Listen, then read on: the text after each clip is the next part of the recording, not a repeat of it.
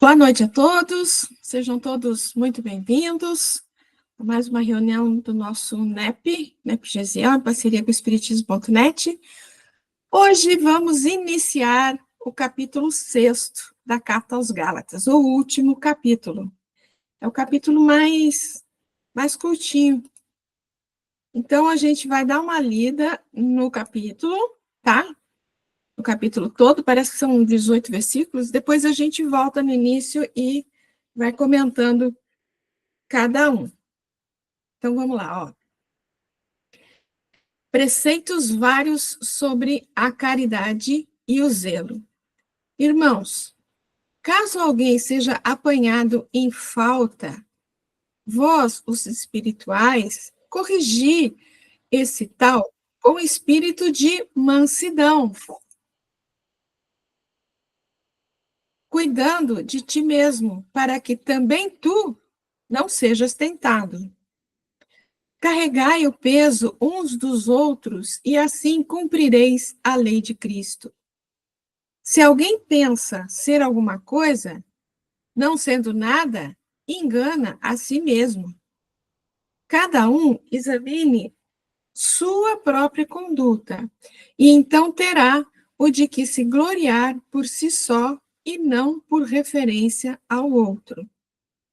Pois cada qual carregará o seu próprio fardo.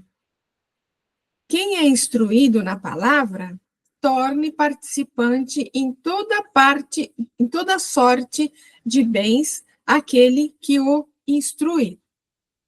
Não vos iludais, de Deus não se zomba. O que o homem semear, isso colherá. Quem semear na sua carne, da carne colherá corrupção. Quem semear no espírito, do espírito colherá a vida eterna. Não desanimes na prática do bem, pois se não desfalecermos, a seu tempo colheremos. Por conseguinte, enquanto temos tempo, pratiquemos o bem para com todos, mas sobretudo para com os irmãos da fé. Vede com que letras grandes vos escrevo, de próprio punho. Os que querem fazer boa figura na carne são os que vos forçam a vos circuncidardes, só para não sofrerem perseguição por causa da cruz de Cristo. Pois nem mesmo os que se fazem circuncidar observam a lei, mas eles querem que vos circuncideis para se gloriarem na vossa carne. Quanto a mim, não aconteça gloriar-me, senão na cruz de nosso Senhor Jesus Cristo, por quem o mundo está crucificado para mim e eu para o mundo. Ademais, nem a circuncisão é alguma coisa, nem a incircuncisão, mas a nova criatura. E a todos os que pautam sua conduta por esta norma, paz e misericórdia sobre eles e sobre o Israel de Deus. Doravante, ninguém mais me moleste, pois trago em meu corpo as marcas de Jesus. Irmãos, que a graça de nosso Senhor Jesus Cristo esteja com vosso espírito. Amém. Então, esse é o capítulo 6, é mais curtinho, tem 18 versículos só. E então agora a gente vai começar detalhando, né? Boa noite a todos que chegaram aí. Eu queria comentar, antes da gente começar a reflexão aí, que a maior parte dos textos, deixa eu ver se está o livro aqui, acho que quase que a totalidade dos textos, fora os textos de Emmanuel, né? Eu retirei desse livro aqui, ó, Evangelho de Paulo, que é do Cláudio Fajardo, tá? Eu tenho gostado muito dos comentários dele, né? E a gente já comentou aqui que o ano que vem a gente tem intenção de estudar o sermão do Cenáculo, né? E que nós vamos seguir um livro dele, né? O do Cláudio Fajardo. Então, aqui, nesse capítulo, grande parte aí dos textos, ou é na íntegra, ou é parte dos textos que estão aqui no livro dele, tá bom? Então, assim, de antemão, já um agradecimento ao Cláudio Fajardo, que vai nos auxiliar bastante aqui nas reflexões. Um grande agradecimento a ele, né? Então, vamos lá, ó. Primeiro versículo. Irmãos, caso alguém seja apanhado em falta, vós, os espirituais, corrigi esse tal com espírito de mansidão, cuidando de ti mesmo, para que também tu não sejas tentado. Quando ele fala vós, os espirituais, aí, é óbvio que na época não tinha doutrina espírita, então ele não está se referindo aos espíritas, né? Mas aqueles que se envolvem mais com as coisas do espírito e não da carne, né? Que ele está falando tanto aqui dessas questões, né? Os que realmente estão envolvidos com a mensagem do Cristo, né? Então, vamos lá, ó.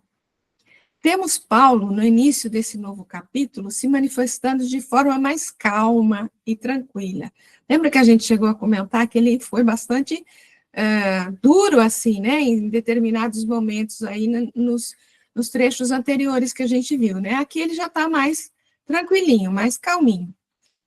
Se anteriormente ele buscou advertir e até repreender, aqui ele aconselha, ensinando como deve se comportar aquele que tem Jesus por Senhor e Mestre, quer edificar o Filho do Homem em si mesmo. Então, quando ele fala ali, vós, os espirituais, na verdade, ele está se referindo ao que ele fala aqui, ó. Aquele que tem Jesus por Senhor e Mestre e quer edificar o Filho do Homem em si mesmo, né? Esse é o que ele se refere aos espirituais, né?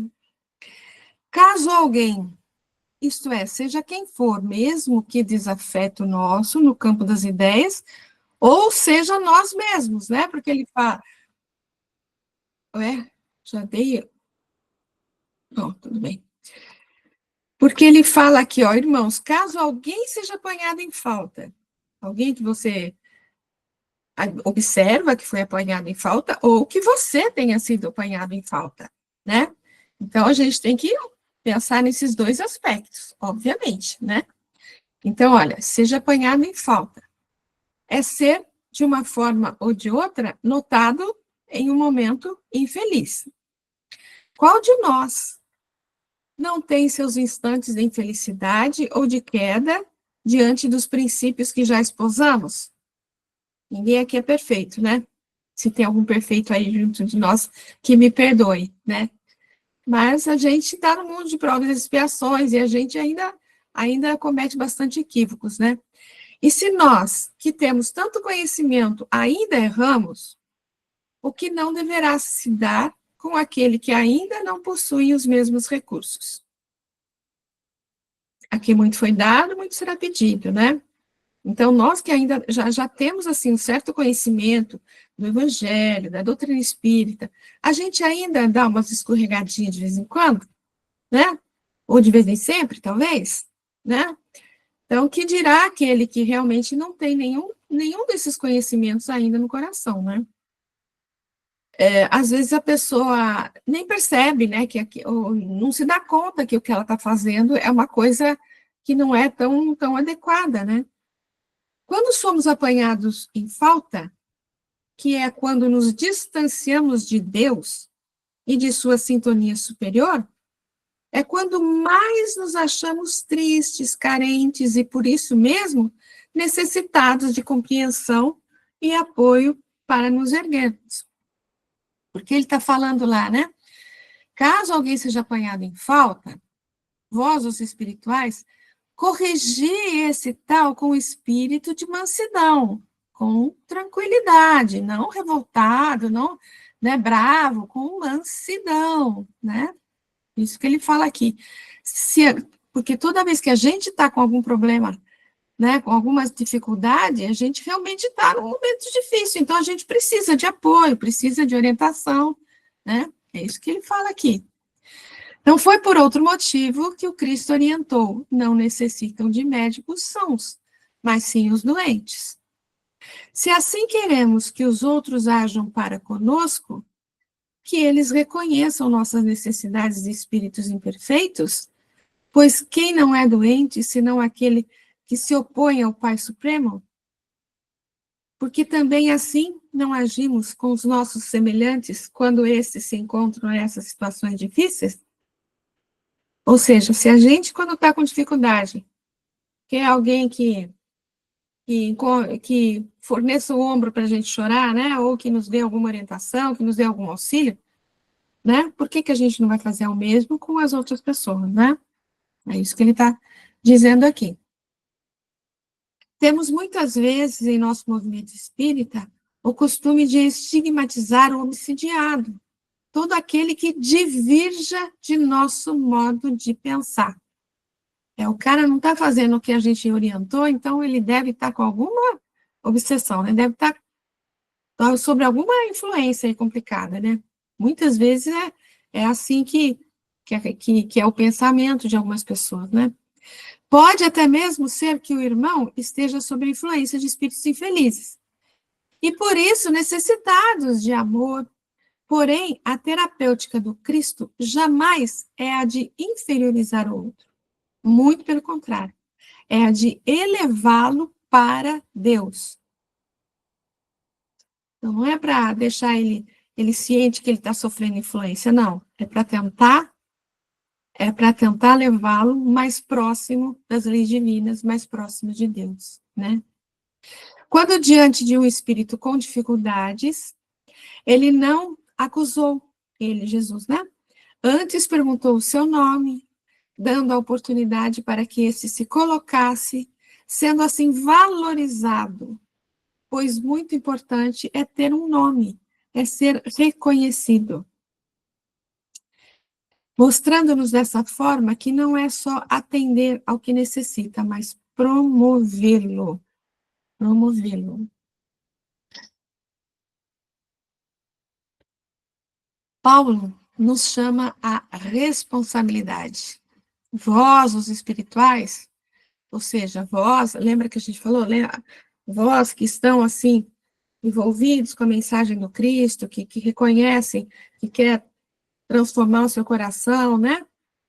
É preciso nos conscientizarmos de que a nossa condição já não é mais a mesma de antes de conhecermos a doutrina e o Evangelho. Queremos divulgar o bem como adultos espirituais, mas insistimos em nos permitir agir como crianças mimadas no campo da alma. Não nos subestimemos. Nós já podemos e devemos dar mais. Essa carta era para os Gálatas de ontem. Hoje, ela é para todos nós. E Paulo confirma: somos espirituais e, por isso, mais responsáveis por tudo o que fazemos, por tudo o que emitimos. Pelo pouco que a gente pode conhecer, gente, do Evangelho, pelo pouco que a gente pode conhecer da doutrina espírita, quando você se depara com alguém, né, com certa dificuldade, com uma situação difícil, a gente tem condição, por menos que a gente conheça a doutrina espírita, sabe? A gente tem condição de oferecer uma coisa. E é aquela coisa, né? Lembrando da multiplicação dos pães. Jesus pergunta: quanto tendes? O que tendes? Né? 5 pães e 2 peixes. E aí ele pega isso e multiplica. Então, se você tiver boa vontade, no sentido de oferecer aquele pouquinho que você tem, Jesus vai estar fortalecendo você e você vai conseguir fazer alguma coisa a mais do que aquilo que você imagina que você consegue fazer. Entendeu? É só ter aquela boa vontade, né, aquela perseverança, aquela força mesmo aquele instinto, aquela compaixão dentro do seu coração de tentar ajudar. E se voltar para Jesus, né? Porque ele vai multiplicar. Ele só não multiplica zero, gente. Multiplicação por zero dá sempre zero. Então, você tem que oferecer alguma coisa. Ah, mas eu sei tão pouco. O pouco que você sabe, ele vai multiplicar. Se você tiver com boa vontade, ele vai multiplicar. Corrigir esse... Alguém quer comentar alguma coisa, gente? Estou aqui falando. Vocês me interrompam, por favor, tá? Corrigir esse tal com o espírito de mansidão. Não é para chegar no capô, o que você está fazendo aí, né? Nada disso, né? E o que é espírito de mansidão? Paulo anteriormente já escreveu lá para os Tessalonicenses. Não o considereis, todavia, como um inimigo, mas procurai corrigi-lo como irmão. E Jesus também falou, se teu irmão pecar, vai corrigi-lo a sós. Não é para botar em praça pública, botar no Instagram, né? Não. Com calma, junto com ele, só ali, olha, será que você não percebeu tal coisa, né? Vamos conversar? Ou seja, sem alarde, não humilhando-o. Nosso dever, como cristão, é o de elevar o irmão, e não de infelicitá-lo por um simples desvio de conduta. O manso não gera conflitos, não polemiza, ao contrário, trabalha pela harmonização, pois vê em todos filhos de Deus, iguais a ele mesmo, transitando do erro para o acerto, da treva para a luz, do homem para o Cristo. Bonitinho isso, né? Do erro para o acerto, da treva para a luz, do homem para o Cristo. Tudo bem, pessoal? Prosseguindo mais um pouquinho. Então, cuidando de ti. Porque se você... Ai, perdão, gente. Porque se você vai tratar a pessoa lá não com mansidão, né? Já com alarde, com não sei o quê, no fundo, você tá prejudicando a você mesmo, né? A você mesmo. E você tentando ajudá-lo com calma, sem humilhá-lo, mas tentando elevar aquele irmão, né? Aí você vai estar ajudando ele, mas no fundo você está se ajudando também. Então, cuidando de ti mesmo. Isto é, buscando interiorizar a lição, conhecendo a si mesmo. Porque às vezes o equívoco do outro serve de lição para a gente, né? Pois quando fazemos uma avaliação sincera de nós mesmos, buscando ver como nos comportaríamos se fôssemos nós o infeliz que erra, reconhecemos nossas imperfeições e assim nos fortalecemos, evitando cometer o mesmo erro, pois podemos isto fazer a partir da lição deixada pelo erro do outro.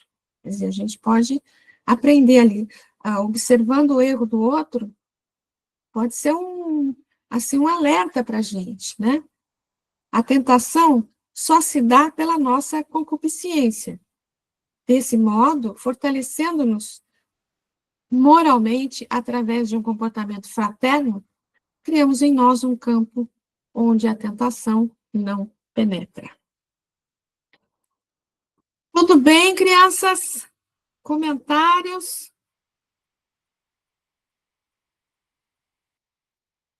Sem comentários? O Val, Diga. por Fala. favor, nem levantei a mãozinha. O Val, por favor, repete essa questão da tentação. Quando é que ela não chega até nós? A tentação é aquela coisa, né? A tentação nunca vem de fora. A tentação, na verdade, é quando você abre a porta para uma tendência que você ainda tem. É o exemplo sempre que eu dou.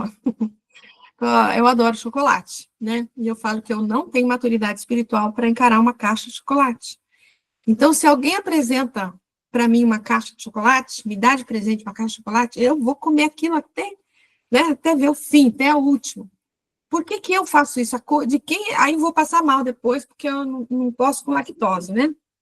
Aí a culpa de quem que é? De quem me deu a caixa de chocolate? Ou a culpa é do chocolate? Não, a culpa é minha, porque eu não pude controlar, não tive maturidade espiritual para controlar um hábito antigo meu, uma tendência antiga minha, né?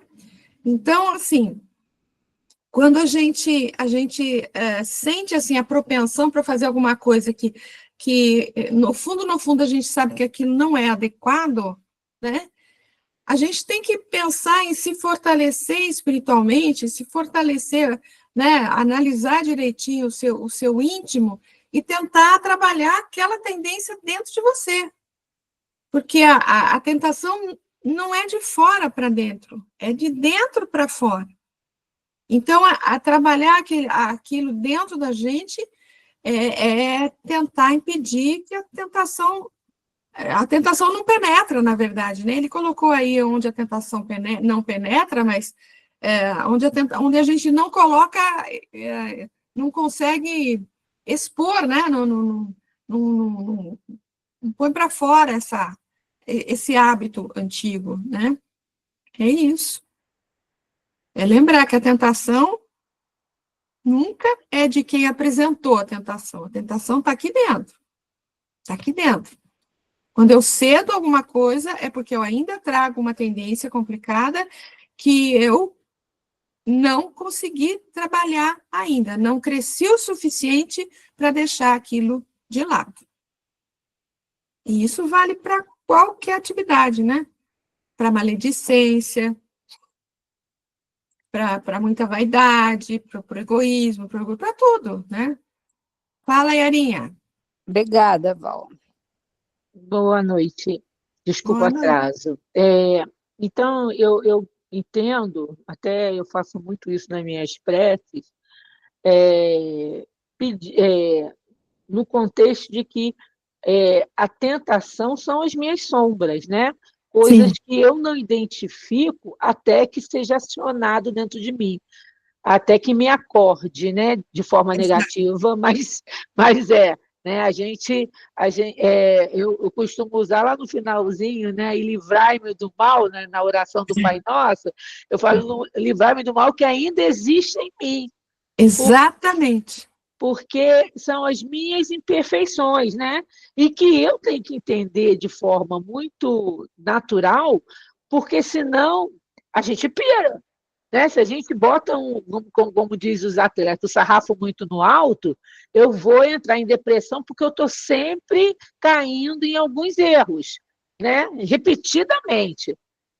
Eu tenho uma existência para me livrar de alguma sombra, né? Talvez eu não consiga nenhuma única me livrar de todas elas, mas eu acho que assim a gente tem que pedir força todo dia. Desculpa aí o latim.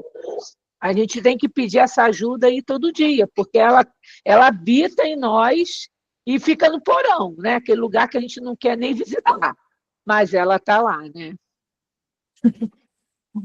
É isso mesmo, Yarinha. Foi ótima a sua colocação aí. Porque, e é assim, como a gente ainda não é. A gente está aqui ainda caminhando, né? Muitas vezes a gente ainda vai cair. É lógico que a gente não pode fazer disso um hábito, né? Mas se cairmos, também a gente tem que ter a humildade de reconhecer aquilo, pedir que se fortaleça, pedir assim que sejamos fortalecidos, né? E trabalhar o auto-perdão, né? Não adianta a gente ficar se culpando e, como você falou, entrando às vezes, em depressão por conta disso, né? Então, mas você falou muito bem. Muito obrigado. Pessoal, opa, foi mais. Aí tem um texto do Emmanuel que ele comenta exatamente esse versículo que a gente leu aí, tá? Está no Fonte Viva, capítulo 37, o título é Na Obra Regenerativa. Então, vejamos o que Emmanuel fala para a gente. Só lembrando o versículo, né? Ó, irmãos, se algum homem chegar a ser surpreendido em alguma ofensa... A tradução aqui que ele coloca é um pouquinho diferente, né? Mas não é o mesmo versículo. Irmãos, se algum homem chegar a ser surpreendido em alguma ofensa, vós que sois espirituais, orientai-o com espírito de mansidão, velando por vós mesmos, para que não sejais igualmente tentados. Ou seja, esse velando por nós mesmos, para que não sejais igualmente tentados, é velando por nós para que sejamos fortalecidos, para que a gente não cometa os mesmos equívocos, né? Então, vamos lá. Se tentamos orientar o irmão perdido nos cipuais do erro, com agrilhões de cólera, nada mais fazemos que despertar-lhe a ira contra nós mesmos. Se lhe impusermos golpes, revidará com outros tantos.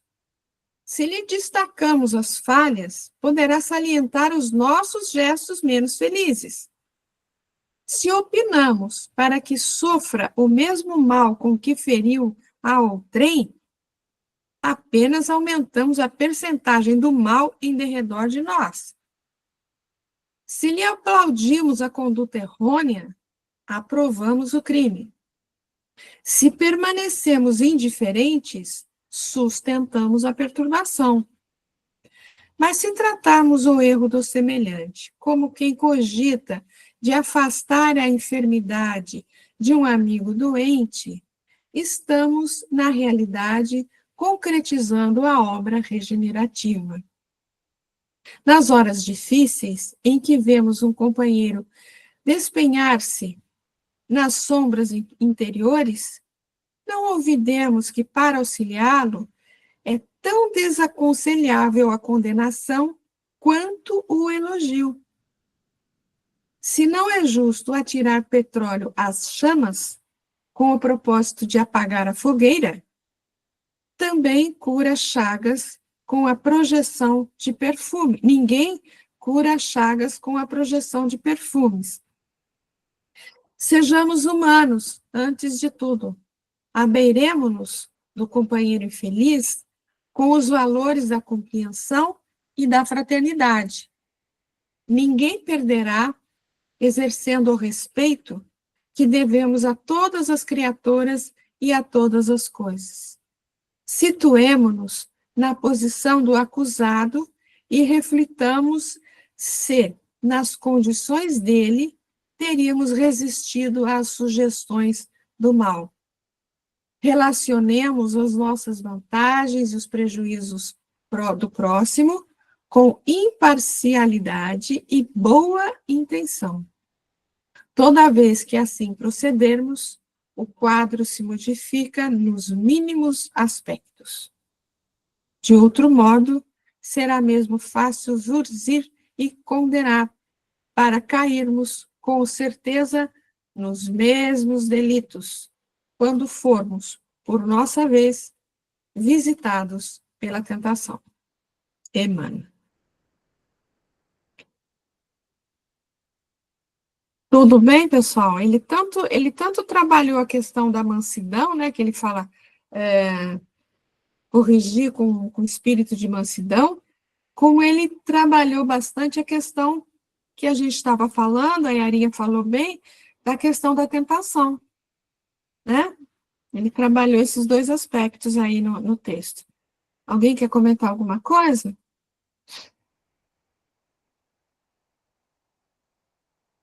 Não?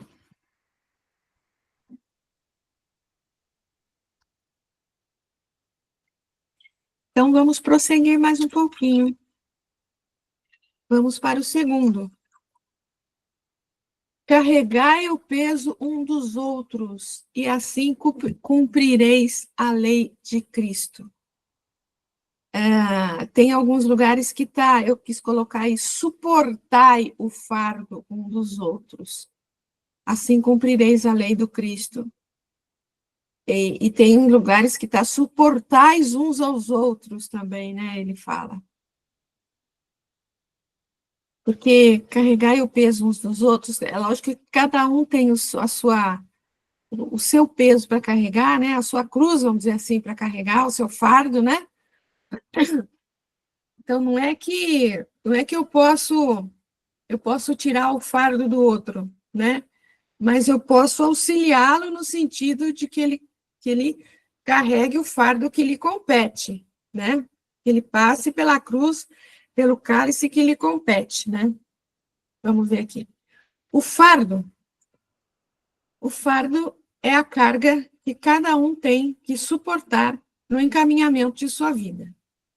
São as dores e dificuldades inerentes ao processo evolucional e mais aquelas que criamos pelo comportamento indevido ou em desajuste com a lei maior.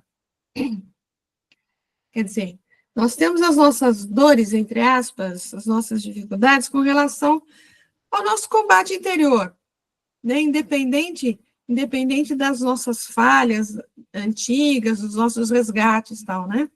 A gente tem o nosso combate, o bom combate, né, que o Paulo fala. E temos também aquelas que a gente cria por conta de falha, de comportamento indevido, como fala aí, né? A vida comum, principalmente dentro do quadro da modernidade materialista, nos leva ao isolacionismo. É cada um para si. Tem até o ditado popular, né? Cada um por si e Deus por todos, né? Essa, porém, não é a orientação dos sábios espirituais. Suportai o fardo uns dos outros, convoca o apóstolo. É que, por sabedoria, ele sabia que a nossa segurança está não só no compartilhar, mas no ajudar o outro em suas necessidades. Quando algo fazemos por alguém, é a nós mesmos que fazemos. Essa é uma frase que, com certeza, vocês já ouviram muitas vezes, né? Então, o que me ocorre, às vezes, é assim. Às vezes, isso está tratado, não sei, não lembro onde. Às vezes a pessoa vê uma pessoa passando por uma questão muito difícil, sei lá, vamos supor que é um cego, sei lá, alguma coisa assim, alguma dificuldade grande, assim, né? E aí o cara fala, ele deve ter aprontado alguma coisa, então deixa ele passar por isso, que ele merece passar por isso, né? E não, mas às vezes a pessoa está passando por alguma dificuldade, alguma necessidade, e Deus coloca você do lado dele justamente para aliviar o fardo que ele tem que carregar. Justamente para isso. Então, talvez a sua missão seja realmente facilitar para que ele consiga carregar o fardo que lhe compete, né? Então, vamos prosseguir mais um pouco. A fraternidade é a base da religião cristã, pois esta é a síntese do ensino do Cristo, a caridade, na verdade, né? Aliás, o próprio Paulo, numa comunicação espiritual contida na codificação kardeciana, nos afirma, está no Evangelho segundo o Espiritismo, verdadeiro espírita e verdadeiro cristão são uma só e a mesma coisa, dado que todos quantos praticam a caridade são discípulos de Jesus, sem embargo da seita a que pertençam. Paulo informa-nos aqui que, vivenciando a fraternidade, suportando o fardo um dos outros, nós assim cumpriremos a lei de Cristo. E é aquela coisa, quando você está com dificuldade também, você procura, né, ajuda. Por que não ajudar, se a gente pode, né? E nesse ponto podemos perguntar, mas o que é a lei de Cristo?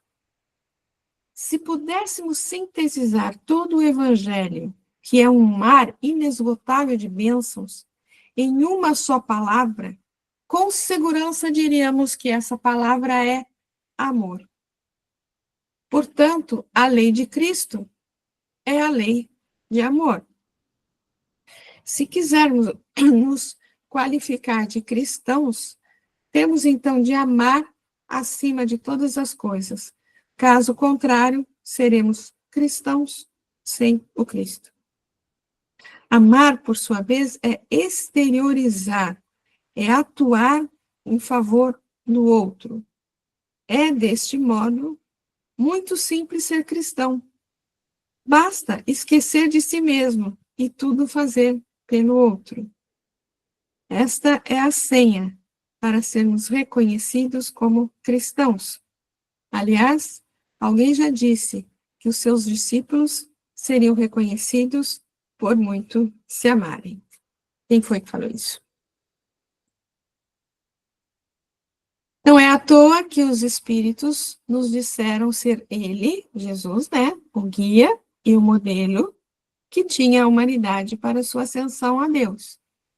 E o que devemos fazer com um guia e com um modelo, se não imitá-lo?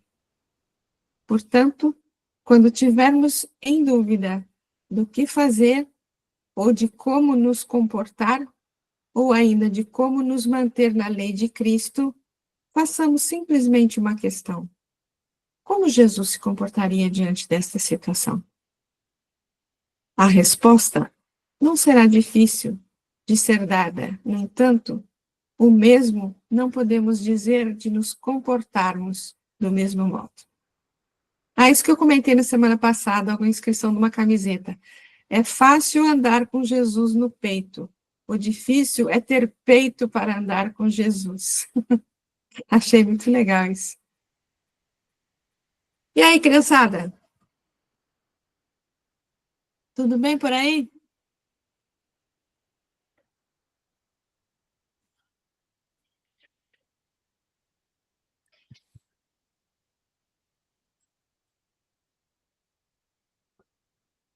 Esses textos são todos do Cláudio Fajardo, viu, gente? Exceção do de Emmanuel, obviamente, né? O terceiro, então. Se alguém pensa ser alguma coisa, não sendo nada, engana a si mesmo. Aquele que quer aparecer mais do que é, né? Quer pôr o chapéu além da onde você alcança pegar, né? Dar um passo maior que a perna, né? Querer parecer gigante quando você não passa de pigmeu. Vamos lá. Vivemos em um mundo onde domina a ilusão. Por aqui, o que conta não é o valor que a coisa ou os eventos têm, mas a imagem que é vendida da situação. É a era do marketing. Isso, porém, só se dá com os valores transitórios, aqueles que Paulo define como sendo da carne. Só julgamos ser alguma coisa quando, na verdade, não somos, pois quem é e nem se preocupa com a situação, pois conquistou de dentro para fora. Paulo mostra-nos isso, porque é importante no trabalho de divulgação do bem distinguir com clareza as posições diferentes. Quando alguém se aproxima vangloriando de si mesmo, devemos ter cuidado. As grandes almas, destacadas pelo Pai para nos ajudar, não agem assim. Elas têm consciência e divulgam que o trabalho que realizam ou a verdade que trazem não é delas, mas de uma entidade maior. O mesmo, eu lembrei agora das questões, assim, às vezes, em reunião mediúnica, né? Às vezes manifestam-se alguns espíritos que se colocam a princípio como, né? A princípio parece que é um espírito muito elevado, né? Mas aí ele começa a elogiar muito todo mundo, né? Elogiar o trabalho que está sendo feito na casa, ou elogiar o médium e tal. Aí você pode pôr um pezinho atrás, porque realmente... Lembra do Emmanuel? Emmanuel alguma vez elogiou o Chico, tadinho do Chico? Tadinho, né? Só chamava a atenção dele de ação. Então, prestar atenção, né? Em outro momento, Paulo se manifesta à comunidade de Corinto. Pois quem é que te distingue? Que é que possuis que não tenhas recebido? E, se recebeste, por que haverias de te ensoberbar como se não te tivesses recebido? Eu sou, como é que é aquela outra frase do Paulo? Eu sou Eu sou o que eu sou graças ao que eu recebi do Cristo, né? Graças ao que a gente recebeu de graça, de bênção, de oportunidade, né? Então, nem pelo que a gente nem pelo que a gente conquistou até agora, a gente tem que se distinguir, porque a gente é o que é graças a tantas oportunidades, graças a tantas bênçãos que a gente nem se dá conta que recebe. A gente nem se dá conta que recebe. A gente nem percebe. Quantas vezes a gente está pensando em alguma coisa e de repente vem uma ideia maravilhosa e fala, nossa, que ideia maravilhosa que eu tive. Mal sabe o coitado que nem a ideia não é nem dele, né? Então, que tenhamos humildade, né? Humildade de reconhecer que a gente ainda é bem pequenininho. É outra verdade clara. Quem quer que tenha alguma coisa, recebeu de alguém. Não somos criadores de nada, nem nada possuímos. No campo das conquistas materiais, tudo é empréstimo. Tudo é instrumento didático a nos auxiliar no progresso moral. Então, por que envaidecermos como se fôssemos o autor de tudo? É muito interessante essa questão, né, das conquistas materiais. É tudo instrumento didático, né?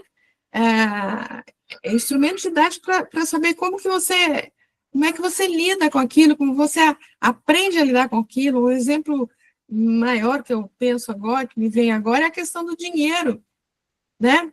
O dinheiro é um instrumento que está na tua mão, que vai te provar, é uma prova muito grande, né? É um instrumento didático. Veja aí, o que você vai fazer com isso aí, né? E até os livros, o conhecimento, a família, tudo é instrumento didático que propicia aprender alguma coisa para você progredir, né? Jesus, aquele que por conquista já possui em si a paz e o equilíbrio, que o faz diferente dos demais, aquele que já é um com o Pai, mesmo ele nos disse, eu não posso de mim mesmo fazer coisa alguma. Ele falou. E nós aqui querendo aparecer, né? Definindo que criatura nenhuma, nem mesmo os autoconscientes, nada podem sem Deus. Então, por que insistimos no individualismo, na supervalorização de nossas possibilidades? Paulo é claro e sabe. Aquele que assim procede, engana a si mesmo. O engano a si é a ilusão. E a coisa pior do que estar iludido? Será que não temos a certeza de que o passo seguinte, a ilusão, é justamente a desilusão? Também, em contrapartida, né, tem aquela coisa que o André Luiz fala, né, que quando o trabalho chega é porque o trabalhador está pronto. Então, que não recusemos certos trabalhos, certas responsabilidades que nos são oferecidas, com aquela frase, né, ai, quem sou eu para assumir isso? Nossa, eu não sou ninguém, eu não sei de nada, né? Não, se aparecer alguma responsabilidade para você, é porque você deve estar pronto, né? Então, humildade, sim, mas a humildade inclui reconhecer realmente o que você é, né? O que você é capaz também, né? É que o engano a si mesmo é coisa muito séria. E o querer enganar a Deus e a sua lei, isso é impossível. Não há como iludir o imutável. Nós somos imagem de Deus, reflexo do Criador. Em última instância, somos também iniludíveis. Por isso, tudo tende à unidade, à simplicidade, mesmo que através de um processo amargo de conquista. Quanto mais falsidade em relação aos verdadeiros propósitos criamos ao redor de nós mesmos, mais teremos de destruir. E a destruição dói, mas é lei. Assim se cumprirá o nosso destino é luz. Retomar a consciência esquecida, fazê-los conexos com o que é todo poder. Deixemo-nos de nos enganar.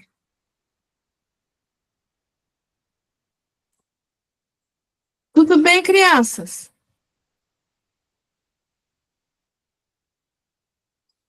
Fala, minha flor. Os textos anteriores, né, que você colocou aí, fala muito do servir com amor, né, o trabalho do amor. E aí esses textos já nos traz um olhar, assim, para mim, pelo menos, de que essa oportunidade de serviço, de doação, de acolhimento do irmão, não pode estar, não pode estar assim, ter enraizado o nosso orgulho. A gente não pode acreditar que só nós possamos fazer isso. Eu acredito que a gente tenha que ver de forma ao contrária. Nos é dado a oportunidade de servir para que nós possamos crescer estendendo as mãos, né? E não para nos envaidecer, não para nos colocar numa posição de destaque, porque aí vira uma cilada, né? Uma cilada onde que o nosso ego, as nossas sombras, de novo, elas vêm à tona e a gente se encontra numa posição de se tornar vulnerável. Enquanto que aqui eu estou vendo assim que o tempo todo nos fala assim, para a gente não criar ilusão, para a gente não ser entorpecido, né, por emoções que a gente ainda não consegue, às vezes é tão sutil. Quando você falou aí, Val, da questão das vezes os convites que chega, bateu muito forte em mim, porque aconteceu comigo ano passado, e eu pedi mais um tempo para mim, na casa espírita, para mim assumir um cargo que para mim é bem grande, né? Mas, assim, se a gente for ver ao olho nu, a gente não quer errar, a gente não quer se decepcionar, a gente quer fazer com todo o esmero possível, enquanto que, na realidade, o que o alto quer da gente, o trabalho. A gente vai aprender na prática, a gente vai aprender caindo, levantando, consertando, pedindo desculpa, pedindo ajuda, né? Isso. Nenhum cargo é isolado a ponto de você ter êxito só por você mesmo, né? Nenhuma função. Então, eu acho que isso é uma soma. É isso.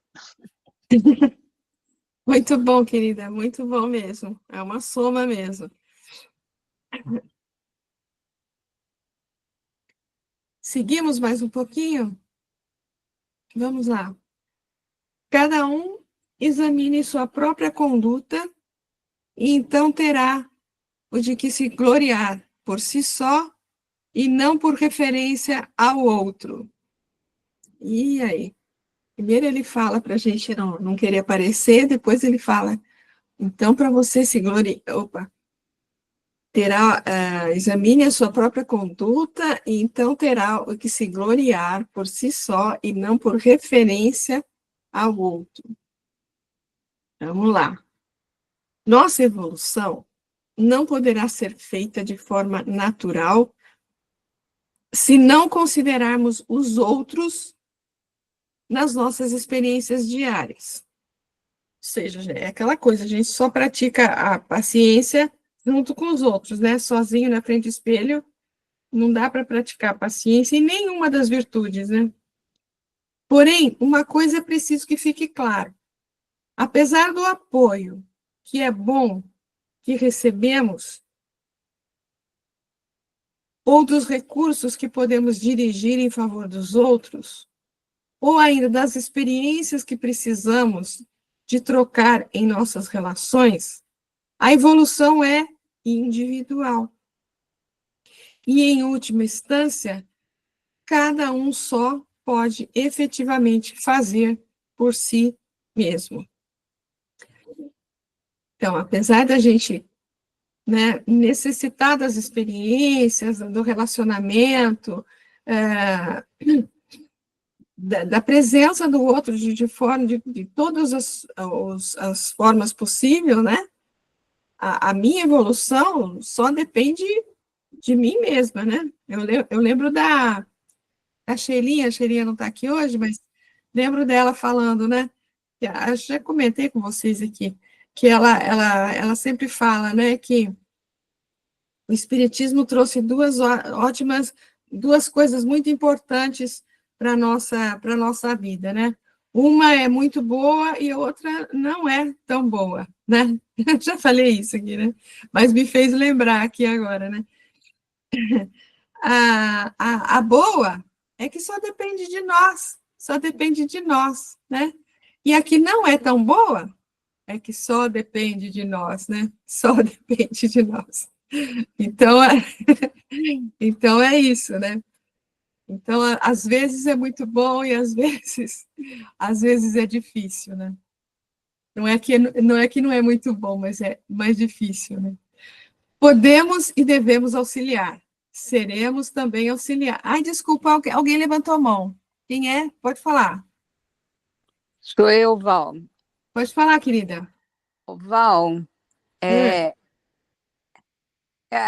duas questões rapidamente. A questão do orgulho, ele é assim, o orgulho é terrível, né? Ele se mete em tudo, né? Agora, hoje em dia, o estudo fala que a humildade não é você não reconhecer o que você sabe. Sim. Não é isso que você quis dizer? Isso. Não é? É. Se você, por exemplo, tem uma boa voz, você pode dizer assim, não, eu tenho uma boa voz. Mas sabendo que tudo isso é permitido por Deus. Sim. Não é isso que você entende por humildade? Exato. Né? Porque às vezes, como a Erinha falou, apareceu ali um cargo para ela, alguma coisa assim, né? Se apareceu, com certeza ela tem capacidade, né? Ela não reconheceu na hora, mas ela reconheceu, não, eu assumo aqui, deixa comigo que eu vou dar conta do recado, né? Quer dizer, talvez, não sei se eu vou dar conta do recado, mas pelo menos eu vou tentar, não é isso? Vou tentar fazer a melhor parte, né? Da melhor maneira que eu conseguir, né? Mas é isso. Como você falou da voz, né? Talvez eu me lembro de um caso que a gente estava fazendo um evento lá em Vinhedo, e nós temos um amigo que tem um vozeirão assim de pessoa que trabalha em rádio, assim, sabe? Uma coisa assim, lindo, né? Uma voz maravilhosa, forte, né? Máscula, assim, né? E então, cada vez que a gente precisava de alguém para alguma coisa, falar alguma coisa, era para ele que a gente recorria. Ele nunca falou, não, eu não vou fazer porque a minha voz não é. Né? A gente chegava para ele e falava, não, é você porque a sua voz é ótima. Entendeu? Então, é assim, é reconhecer, sim, que eu tenho condição sei lá, de costurar uma blusinha, não sei, eu tenho, se precisa que eu costure para você, eu consigo costurar, vem cá que eu costuro, né? E, assim, exemplos práticos, assim. Mas não é humildade, não é esse nosso amigo do vozeirão aí que eu falei, a gente pedir para ele falar, e ele falar, não, minha voz não é tão boa assim, não vou poder fazer isso. Não, aí seria hipocrisia, né? Seria fugir da raia, realmente, né? Mas é isso, é assim. Mas a Fatiminha levantou a mão. Só completar, Val. A outra questão, esse Tá. progresso que é coletivo, né? Ele é coletivo também.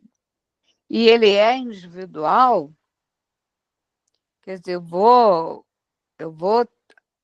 eu vou ter que me levantar, como tem uma passagem até de Jesus, que quando ele encontra os discípulos dormindo, né, ele pede que eles se levantem e orem, né? Então, se o progresso é individual, basicamente, a inveja não tem sentido, né? Porque eu vou ter que apresentar a minha história, não é isso? A história do outro é do outro, né? Sim, a inveja nunca tem sentido em momento nenhum, acredito, né? Não é verdade? E a questão da evolução individual ou coletiva, a evolução coletiva é o resultado de todas as evoluções individuais, não é isso? Então, eu lembro de um exemplo que, não sei se eu já comentei com vocês, assim, de o que representa a, a transição planetária, né? O que representa a mudança de mundo de expiação e prova para mundo de regeneração. O que acontece? Não acontece de repente o mundo vira, todo mundo vira de uma hora para outra um espírito que merece o mundo de regeneração e não o de provas e expiação, né? Mas as coisas vão acontecendo aos poucos, né? Um aqui, outro ali. Então, eu falei que parece a mesma coisa que uma panela que estoura pipoca. Você põe a pipoca para estourar na panela, né? E o que acontece? Primeiro, ela passa por um momento de dificuldade ali, porque ela vai ficar no óleo quente ali, então, provavelmente, né, é um momento de dificuldade ali. Mas na hora que estoura uma pipoquinha, é como se se houvesse ali uma evolução ali, no caso, né, daquela pipoquinha. Então, o que acontece? Estoura uma aqui, estoura outra ali, até que a panela fica toda cheia, né? E aí acontece essa transformação dessa pipoca, vamos dizer assim, desse monte de pipoca que é essa humanidade, vamos dizer assim. Então, o que acontece? Normalmente, você pega aquelas pipocas, põe em uma vasilha diferente e sempre sobra uns piruazinhos, né? E os piruazinhos sempre são encaminhados para outra destinação. Então, é assim a evolução do planeta. Acontece um aqui, um ali, um aqui, um ali, até que a humanidade, de uma forma geral, chegue num ponto de encher a panela. Encher a panela, né? É só uma brincadeira, mas eu acho que... Mas é interessante, sim, até a questão da pipoca, você vê, é o que eu vejo no progresso coletivo, é a questão aí do contágio. Você vê uma atitude bonita numa pessoa, aquilo te contagia, você fica feliz de ver, e você é capaz até de repetir aquele fato. Não é verdade? Sim, com certeza. Contagia. Então, a evolução individual, ela contribui com a evolução coletiva, né? Sempre contribui. De alguma forma, ela vai contribuir. Então, você trabalhando a tua renovação, no fundo, você está contribuindo com a renovação de toda a comunidade, né? Sempre isso. Tá? Podemos passar para a Fatiminha? Vai lá, Fatiminha.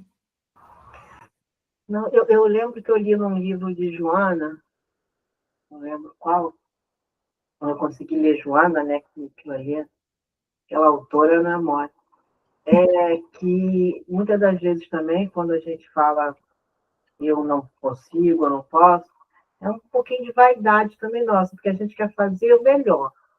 A gente tem medo das críticas, né?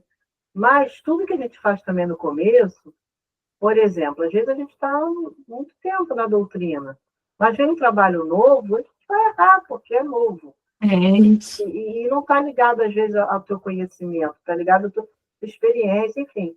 Então, ela dizia que, às vezes, as pessoas... É um pouco de vaidade, não é essa humildade. Eu lembro que isso chocou muito, né? Porque é isso, não é essa humildade, é vaidade. É porque você quer ser o melhor. Quer que você está naquele lugar novo ali, você quer que todo mundo fale, nossa, que maravilha. Mas tu vai errar, porque tudo é sempre muito novo. Eu lembro que isso ficou muito na minha cabeça, sabe? Mas me deu uma tranquilidade também, porque assim, aceita, agarra na mão de Deus e vai, porque errar vai. E tudo, né? Porque a gente ainda erra muito, nós somos humanos, em todas as questões, é que às vezes a doutrina mesmo, né? É isso, gente, me lembrei muito dessa leitura que eu fiz. Muito bem lembrado, Fatiminha, porque é como você falou, é vaidade e orgulho, né?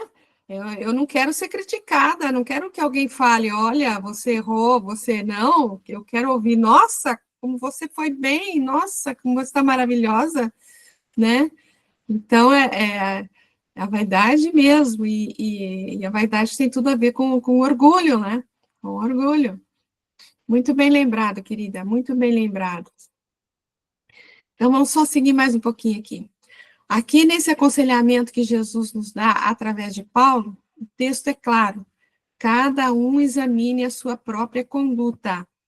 Não adianta vigiarmos os outros ou preocupar excessivamente com a conduta do nosso próximo, mesmo que ele seja tão próximo a ponto de ser contado entre os de nossa própria intimidade, como irmão, marido, mulher, filho, ou quem quer que seja. Podemos até apontar o caminho que achamos ser o melhor. Porém, a vigilância terá que ser em relação à nossa própria conduta. Não há outro caminho. E a vigilância para a nossa própria conduta, não vigilância para o caminho do outro, né? Aquele que consegue sintonizar consigo mesmo no silêncio de sua alma é capaz de realizar maravilhas, pois reconhecendo em si o potencial adormecido, que só será desperto pelo campo aplicativo que lhe diz respeito, fará as obras realizadas pelas grandes almas da humanidade. Pois a diferença destas para nós, que nos movimentamos nas ilusões do transitório, é que estas já conseguiram tornar-se conscientes de todo o seu potencial realizador e investiram em si mesmas com vistas a dinamizar o que já eram desde sempre. Assim, leiamos novamente esse verso. Cada um examine a sua própria conduta e então terás o de que gloriar por si só e não por referência ao outro.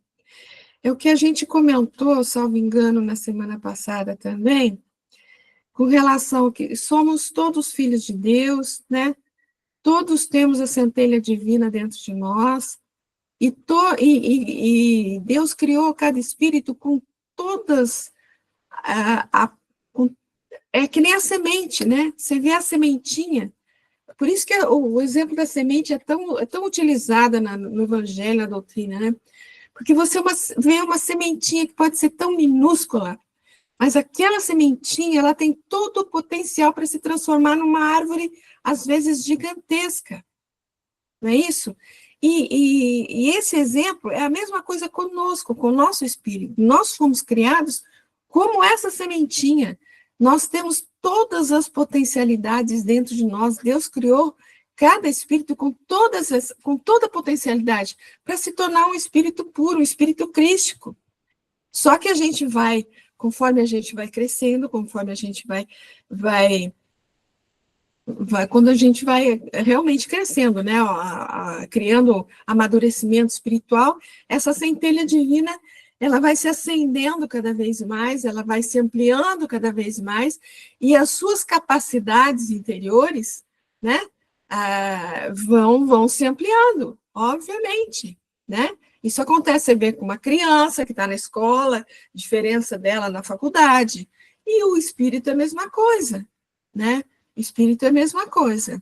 Então, por isso que ele fala ali, ó, aquele que consegue, no comecinho ali, aquele que consegue sintonizar consigo mesmo, no silêncio de sua alma, e é capaz de realizar maravilhas, né? Porque ele está conectado com o alto, ele está buscando a sua renovação, né?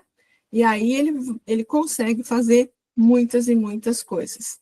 Então, assim leiamos novamente esse verso. Cada um examine a sua própria conduta. E então terá o de que gloriar por si só, e não com referência ao outro. Porque, como até a Fatiminha falou, né? Que a gente quer, às vezes a gente não aceita um trabalho porque a gente tem vergonha de alguém, se a gente se equivocar em alguma coisa e alguém vai falar, nossa, isso está errado, nossa, você tem que melhorar, né? Então, não por conta do outro, mas por conta de nós mesmos. É que nós vivemos na expectativa de que os outros pensam de nós. Olha ali, Fatiminha, é bem de encontro que você está falando. Como se isso fosse mudar para melhor o que realmente somos. Ou ainda, muitas vezes projetamos a nossa sombra no outro, vendo como o mais complicado possível. É preciso reconhecer que se algo nos incomoda em alguém, é porque o que nos traz dano no outro é simplesmente a ressonância com o que há em nós mesmos. Deus não trabalha. Olha que importante essa frase aqui de baixo. Deus não trabalha com fruto, mas com semente. E a semente tem que ser cultivada, tem o tempo certo para germinar, para crescer. Mas ela precisa de adubo, ela precisa de solzinho, de água, de carinho, de cuidado, né? Assim, não cobremos do outro o que ele não tem para dar. Todos têm o tempo certo de amadurecimento.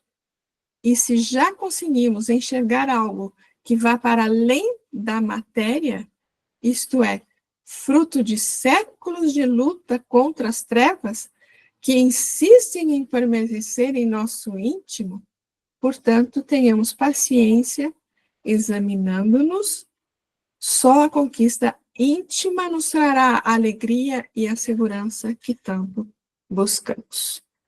A glória por si só será bem o descanso do sétimo dia, por termos terminado a nossa obra e visto que é muito bom.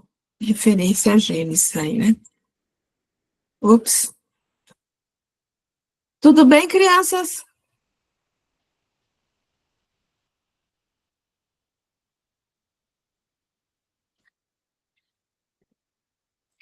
Eu acho que tem 2 textos agora do Emmanuel, que ele comenta esse versículo que a gente... Não, tem só um. Que a gente acabou de ler. Está no Palavras de Vida Eterna, capítulo 82, Tua Obra. E ele coloca ali o versículo assim, mas prove cada um a sua própria obra, e terá glória só em si mesmo e não no outro.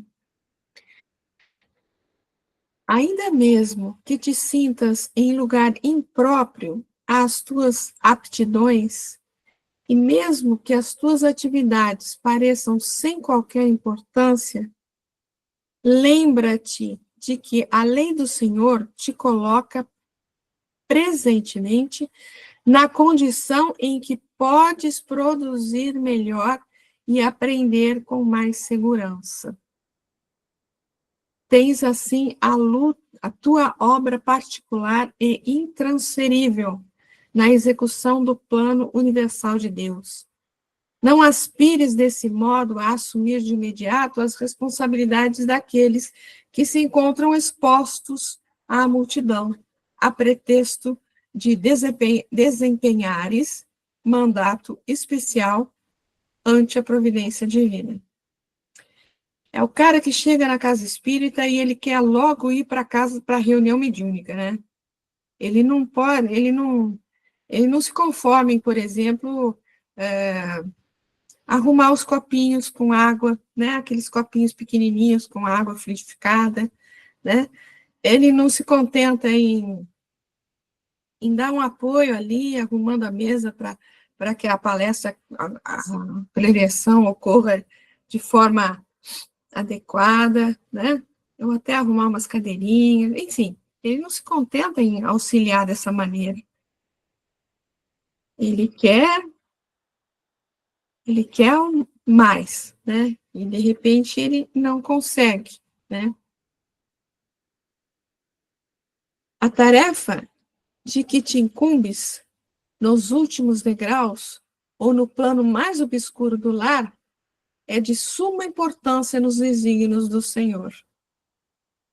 A folha de papel que te sai das mãos pode ser aquela em que se engrafarão palavras destinadas ao consolo de toda a comunidade.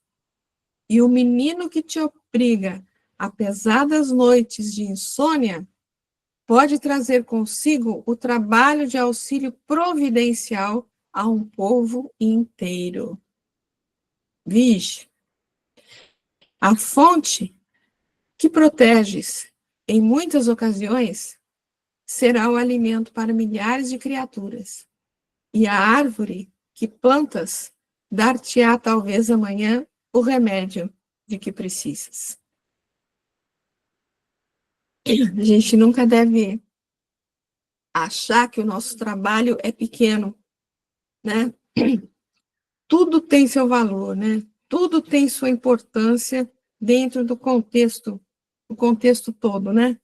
Uma sinfonia, sei lá, de Beethoven, de Tchaikovsky, ela só acontece assim, de maneira magnífica, né? Porque tem cada um dos instrumentos juntos, né? Ele sozinho, aquele violino, talvez sozinho não ia fazer efeito nenhum, mas junto ali, ele tem a sua importância, né? A gente tem tantos ossinhos, né, no nosso esqueleto, e todos eles têm a sua função. Se você tirar algum aqui, por exemplo, tem um monte de ossinho aqui, se você tirar um, você vai... A coisa não funciona direito, né? Então, tudo tem a sua importância. Tudo tem a sua importância, e é aquela coisa, né? Aquela frase, que a gente tem que florir onde Deus nos plantou. Então, aonde você estiver, você está no lugar certo. Onde você for colocado para fazer algum trabalho, né? Você está no lugar certo, né? A tua obra de hoje é o serviço que o Senhor te deu hoje para realizar. Faz-o do melhor modo, recordando que, apesar da grandeza divina do nosso divino mestre, foi ele, um dia, na terra, humilde criança, constituindo obra de abnegação e de amor para os braços de pobre mãe, recolhida temporariamente à estrebaria, sem conforto e sem lar. Emmanuel. Que lindo, né, gente? Alguém tinha levantado a mão? Pode falar, Yarinha? É isso? Oi, sou eu. Então, você falou aí uma coisa linda com relação à orquestra, né? Eu, quando às vezes estou conversando com as pessoas, né, em algum momento da gente refletir sobre o trabalho, eu uso um exemplo, assim, que eu vou compartilhar aqui com vocês, que é o tomate, né? É tão bom a gente olhar na nossa mesa aquele tomate na salada, no molho do macarrão, e etc. Mas a história do tomate para chegar à nossa mesa é muito interessante. Alguém retirou as sementes e botou, não, alguém preparou a terra, alguém colocou a semente, alguém protegeu, né, a plantação de insetos, alguém esperou o tomate crescer, acompanhou, tirou cuidadosamente, alguém encaixotou, alguém transportou o caixote até uma cidade, né? Aí alguém tirou do caixote, arrumou lá no mostruário, arrumou lá no sacolão, para que alguém fosse lá escolher o tomate, e ainda assim a gente não o tomate na nossa, a gente passa no caixa, alguém dá o valor, a gente paga, até a gente chegar em casa e cortar a nossa saladinha. Quantas mãos abençoadas trabalharam naquele simples tomate, né? Então, a gente vê que assim, a gente tem que entender que o nosso orgulho não leva a gente a nada. Se a gente tem dinheiro para comprar 3 caixas de tomate, que bom. Mas se a gente está comprando 3 caixas de tomate, é porque alguém fez esse trabalho todo para a gente ter essa opção. Então, do que serve o nosso orgulho, né? Do que serve o nosso olhar grandioso, achando que tudo aos nossos olhos tem que ser maior, mais valorizado. Então, eu penso sempre lá naquele que está enfiando a sementinha na terra para mim comer o meu tomate, que aí eu me coloco assim, só no finalzinho do processo. E aí a gente vê que cada um tem seu papel, e às vezes o nosso não é o maior, né? É isso. É, bem lembrado, né? Bem lembrado. Quando você pensa, por exemplo, no pão também, né? Que você compra na padaria, meu pai do céu, quanto que quantas mãos também nele, né? Do trigo lá, nossa senhora, se você for pensar também, é muito importante, é muito legal essa questão, né? E se a gente reconhecer a importância de toda a colaboração do mundo todo se colaborando, né? Porque o cara que plantou a sementinha lá, ele só sobrevive também porque você depois vai comprar o tomate, né? Então meio que fecha o ciclo, né? Fecha o ciclo, porque assim, um depende do outro, nós dependemos de tantas pessoas, da roupa que a gente veste, da cara, de onde a gente vê, tudo, né? Tudo passou assim por diversas mãos e a gente contou com muita colaboração, né? Muito bem lembrado, Yarinha, bem lembrado, querida, bem lembrado. E aí? Gozado, né? Agora no 5 ele fala, pois cada qual carregará o seu próprio fardo. Primeiro ele falou que a gente tinha que ajudar o outro a carregar o fardo, né? Agora ele está falando que cada um tem que carregar o seu próprio fardo. Ele precisa decidir o que ele quer. Ele tá bem indeciso aqui. Vamos ver o que. Ai, meu Deus do céu, vamos lá. A verdade não pode existir em coisas que se divergem. Peraí, a verdade não pode existir em coisas que divergem. Estamos dizendo dessa forma, pois em versículos anteriores que analisamos, o apóstolo dos gentios nos convida a carregar o fardo uns dos outros, né? Nos dizendo que se assim fizermos, estaremos cumprindo a lei do Cristo. E agora ele fala o contrário. Todavia, aqui ele diz, porque cada qual carregará o seu próprio fardo. Há contradição? Com certeza não. A evolução é individual. E Paulo ainda diz aos Romanos: assim cada um prestará contas a Deus de si próprio. Então, tem um pouco a ver com aquela questão da evolução individual e a evolução coletiva também, né? Ou seja, cada qual carregará seu próprio fardo. Então, por que Paulo nos convida a carregar o peso uns dos outros? É que na lei de Deus existem dois componentes que se completam. Se há a justiça que nos coloca diante de nosso fardo, há também a misericórdia que alivia. Em verdade, não podemos suportar o peso que está reservado ao outro, mas podemos auxiliá-lo a carregar. E essa é a proposta do Cristo. Ide, porém, e aprendei o que significa misericórdia quero e não sacrifício. E bem-aventurados os misericordiosos, porque eles alcançarão a misericórdia. Se dependesse só da justiça, seria muito difícil, até mesmo impossível, quitarmos todas as nossas pendências diante da vida. Porém, a misericórdia nos faculta esta e muitas outras possibilidades.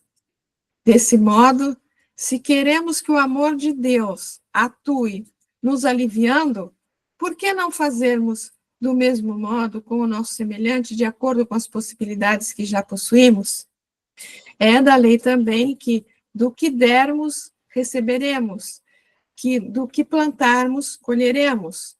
Portanto, se temos algo de difícil solução, se há questões íntimas que ainda não conseguimos resolver, atuemos com misericórdia, pois se não estamos aptos a quitar os nossos compromissos, também necessitaremos de misericórdia, e ela só virá conforme a orientação de Jesus citada acima, para os misericordiosos.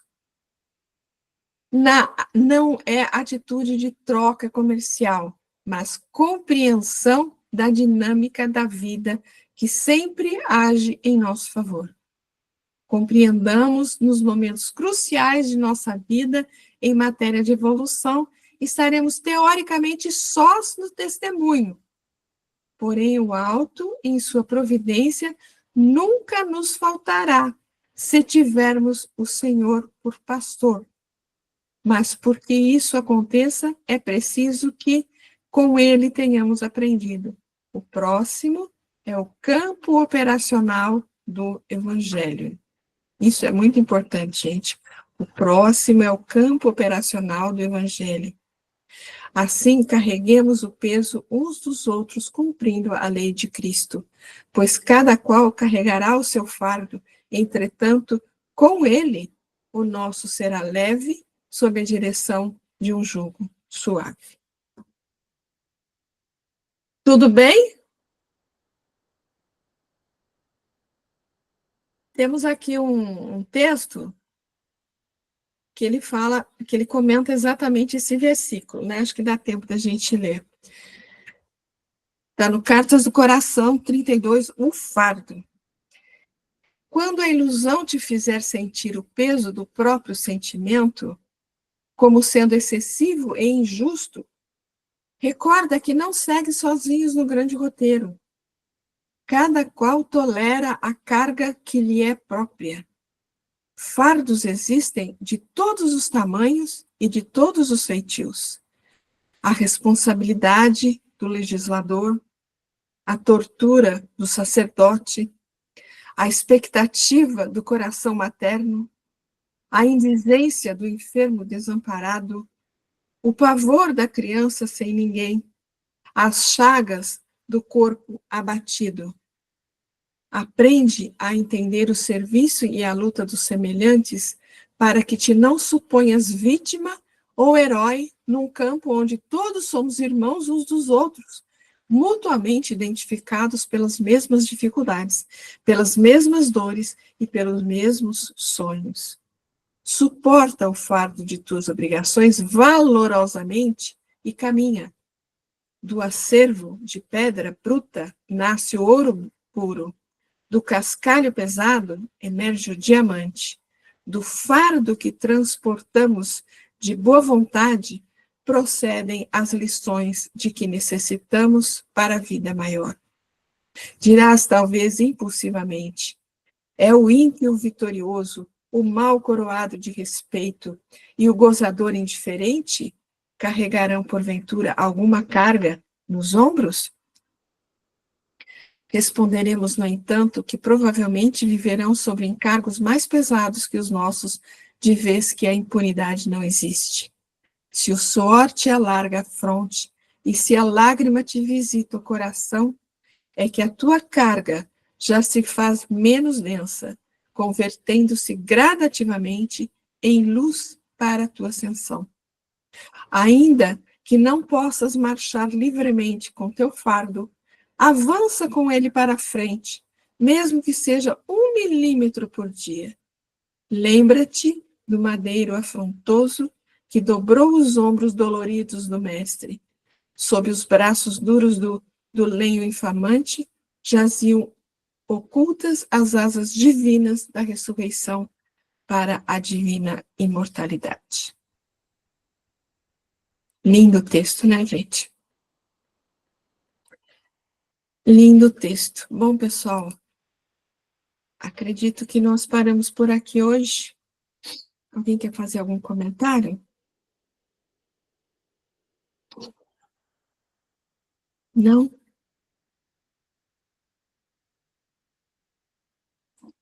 Fala, querida. Eu acho que a gente. Não, eu acho que a gente. Porque esse texto, né, que fala da gente auxiliar, né, do fardo que a gente deve tentar dividir com aquele que está próximo, e a frase que você, acho que é na página anterior, né, que o outro é o nosso, vamos dizer, é o nosso terreno para aplicar o evangelho, É. né? é muito interessante, porque a gente tem coisas que nós vamos assumir como fardos nossos, que o outro não consegue enxergar, mas que nós enxergamos. Então, esses são, vamos dizer assim, são as coisas que nós vamos ter que prestar contas, porque não é permitido, de uma forma geral, o outro adentrar, que às vezes é uma questão muito íntima nossa, no sentido assim, que só nós vemos do nosso olhar perante algumas questões ainda do mundo, né? Agora, em compensação, um irmão desabrigado, um irmão adoecido, um irmão abandonado, um irmão assim desesperado, isso a gente está vendo, isso está externo. Então, esse fardo a gente pode tentar aliviar, às vezes com a aproximação, com a conversa, com o conselho, com uma ajuda material, seja lá o que for. Mas aquelas questões nossas muito íntimas, né, que a gente às vezes não consegue externar, mas que a gente sabe que a gente ainda não se livrou, eu acho que é esse, não sei se é assim, mas eu acho que é esse a diferença do fardo do outro, que a gente estende as mãos, estende o olhar, estende a ação evangélica na nossa vida, e aquele nosso que a gente ainda abafa, que a gente ainda não se livrou, né? E que a gente vai prestar contas, né? Eu acredito isso. Muito bom, Yara. E pensando também assim, aquele fardo que a gente não exterioriza, mas que a gente identifica dentro de nós, é, a gente pode tentar buscar, mesmo que o outro não se manifeste, né? A gente pode tentar. A gente pode tentar uma orientação, um consolo, sei lá, algum auxílio, alguma misericórdia que venha de alguma parte, né? A gente também não pode, assim, se achar tão forte no sentido de que a gente nunca precisa de ajuda, não é isso? Então, assim, a Casa Espírita está aí, tem atendimento fraterno, tem aquele amigo que te escuta, tem às vezes até buscar uma leitura, um Emmanuel, sei lá, qualquer coisa, né?